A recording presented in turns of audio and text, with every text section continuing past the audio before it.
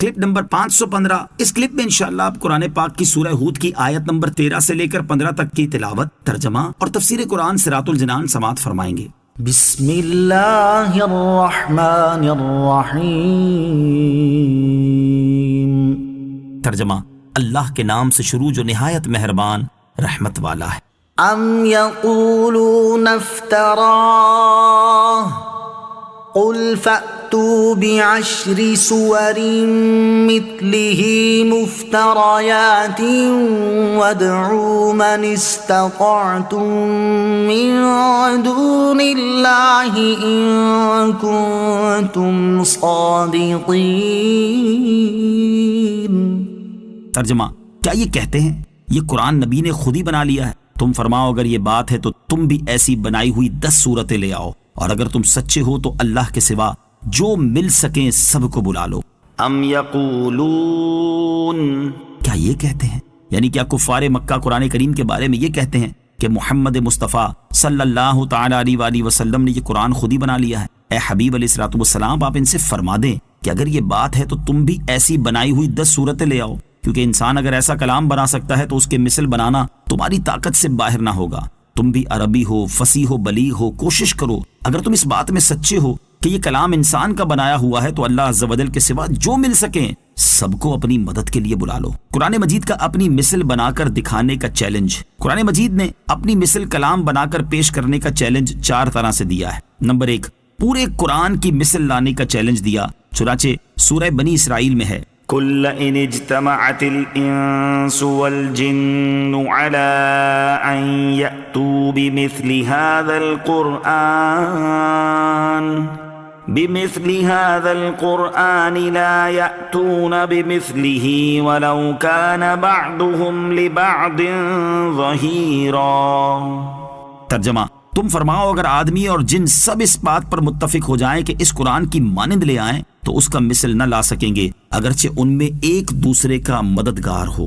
Number 2، 10 صورتوں کی مثل لانے کا چیلنج دیا، جیسا کہ زیر تفسیر آیت میں ہے۔ نمبر 3، ایک صورت کی مثل لانے کا چیلنج دیا، چنانچہ سورہ بقرہ میں ہے، وَإِن كُنتُمْ فِي رَيْبٍ مِّمَّا نَزَّلْنَا عَلَىٰ عَبْدِنَا فَأْتُوا بِسُورَةٍ مِّن مِّثْلِهِ وَادْعُوا شُهَدَاءَكُم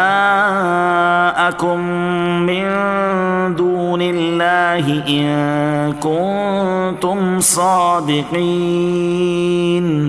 ترجمہ، اور اگر تمہیں اس کتاب کے بارے میں کوئی شک ہو جو ہم نے اپنے خاص بندے پر نازل کی ہے تو تم اس جیسی ایک صورت بنا لاؤ اور اللہ کے علاوہ اپنے سب مددگاروں کو بلا لو اگر تم سچے ہو۔ اور سورہ یونس میں ہے، ام یقولون افتراہ قل فأتوا بسورة مثله وادعوا من استطعتم من دون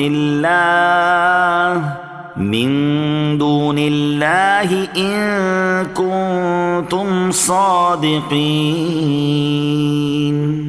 ترجمہ، کیا وہ یہ کہتے ہیں کہ اس نبی علیہ الصلوۃ والسلام نے اسے خود ہی بنا لیا ہے؟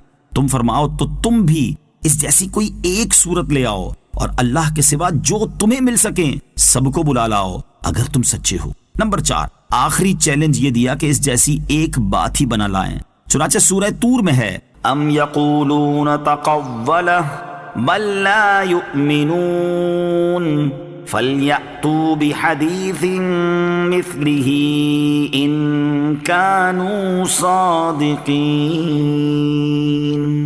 ترجمہ، بلکہ وہ کہتے ہیں کہ اس نبی نے یہ قرآن خود ہی بنا لیا ہے، بلکہ وہ ایمان نہیں لاتے، اگر یہ سچے ہیں تو اس جیسی ایک بات تو لے آئیں۔ فَإِن لَّمْ يَسْتَجِيبُوا لَكُمْ فَاعْلَمُوا أَنَّمَا أُنزِلَ بِعِلْمِ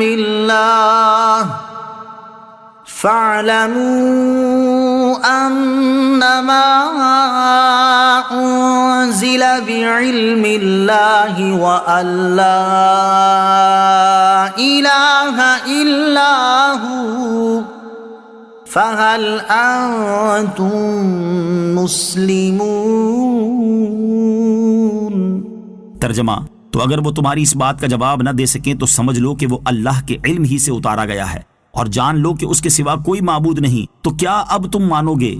فَإِن لَّمْ يَسْتَجِيبُوا لَكُمْ، تو اے مسلمانوں اگر وہ تمہاری اس بات کا جواب نہ دے سکیں، اس آیت کی ایک تفسیر یہ ہے کہ اے مسلمانوں اگر کفار تمہارے اس چیلنج کا جواب نہ دے سکیں اور 10 صورتوں کی مثل پیش کرنے سے عاجز رہیں، تو تم اپنے اس علم پر ثابت قدم رہو کہ قرآن اللہ عز و جل کا ہی کلام ہے، اور جان لو کہ اللہ عز و جل کے سوا کوئی معبود نہیں، تو کیا اب تم مانو گے اور یقین رکھو گے کہ یہ اللہ عز و جل کی طرف سے ہے؟ مطلب یہ کہ اعجاز قرآن دیکھ لینے کے بعد ایمان و اسلام پر ثابت رہو۔ دوسری تفسیر یہ ہے کہ اس سے پہلی آیت میں اللہ تعالیٰ نے کفار سے فرمایا کہ اللہ عز و جل کے سوا جو مل سکیں سب کو اپنی مدد کے لیے بلا لو، اور اس آیت میں فرمایا کہ اے کافروں اگر تمہارے مددگار تمہیں کوئی جواب نہ دے سکیں اور تمہاری کوئی مدد نہ کر سکے تو سمجھ لو کہ یہ قرآن اللہ تعالیٰ کے علم ہی سے اتارا گیا ہے۔ کسی نے اللہ عز و جل پر جھوٹ نہیں باندھا، بلکہ اللہ عز و جل نے ہی اپنے حبیب علیہ الصلوۃ والسلام پر اسے نازل فرمایا ہے، اور جان لو کہ جس اللہ عز و جل نے قرآن نازل فرمایا ہے وہی عبادت کے لائق ہے، اور جن بتوں کو تم پوجتے ہو وہ عبادت کے لائق ہرگز نہیں، تو کیا تم اسلام قبول کرو گے اور اخلاص کے ساتھ اللہ عز و جل کی عبادت کرو گے؟ من كان يريد الحياة الدنيا وزينتها نوف إليهم أعمالهم فيها وهم فيها لا يبخسون۔ ترجمہ: جو دنیا کی زندگی اور اس کی زینت چاہتا ہو تو ہم دنیا میں انہیں ان کے اعمال کا پورا بدلہ دیں گے اور انہیں دنیا میں کچھ کم نہ دیا جائے گا۔ من كان يريد الحياة الدنيا وزينتها، جو دنیا کی زندگی اور اس کی زینت چاہتا ہو۔